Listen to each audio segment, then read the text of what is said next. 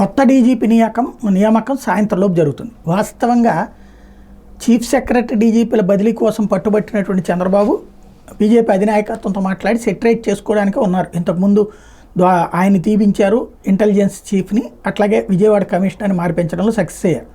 But వీళ్ళిద్దరు మార్పుని వాస్తవంగా చంద్రబాబే ప్రెషర్ తగ్గించారు. ఎందుకంటే ఏబీ వెంకటేశ్వరరావుని డీజీపీ చేయాలని. ఆయన క్రిందసారి ఎన్నికల సందర్భంలో సస్పెండ్ చేశారు.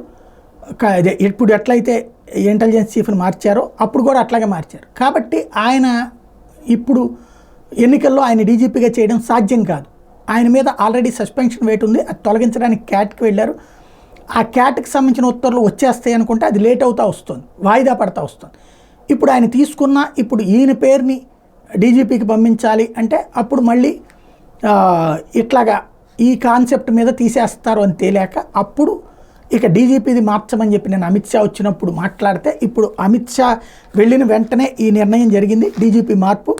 తాజాగా ద్వారకా తిరుమలరావు గారు ఎవరైతే ఆర్టీసీ చైర్మన్గా చేస్తున్నారో ఆయన ప్రస్తుతం ఫస్ట్ ప్లేస్లో ఉన్నారు. ఆ తర్వాత అంజనా సిన్హా 1991 బ్యాచ్ ఐపీఎస్ అధికారి అంజనా సిన్హా ఒకరు ఉన్నారు. తర్వాత 1991 బ్యాచ్ ఐపీఎస్ అధికారి మాదిరెడ్డి ప్రతాప్ కూడా డీజీపీకి సంబంధించినటువంటి పోస్ట్ కోసం ఇలా ముగ్గురు పేర్లను ప్యానెల్ జాబితాలో పంపించే అవకాశం ఉంది. ఇలా ముగ్గురులో ఎవరైనా వద్దనుకుంటే హోంశాఖ ముఖ్య కార్యదర్శిగా ఉన్న 1992 బ్యాచ్ ఐపీఎస్ అధికారి హరీష్ కుమార్ గుప్తా పేరు జాబితాలో చేరేటటువంటి అవకాశం ఉంటుంది.